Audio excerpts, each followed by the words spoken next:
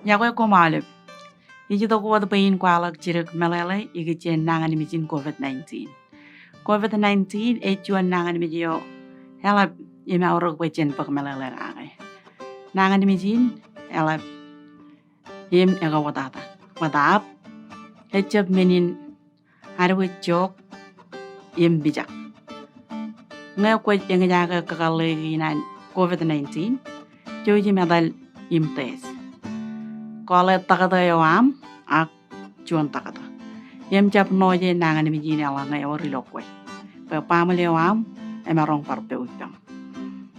Ngay yawaram kachitak enwat tai jai wit kamane ala ngay ine te yam pachite. Ine jaga luji charapalewa. Wane na nale pamali yawa ala ngay na jai wit in quarantine. Ala ngay ine jai wit kje mga ilo yana quarantine.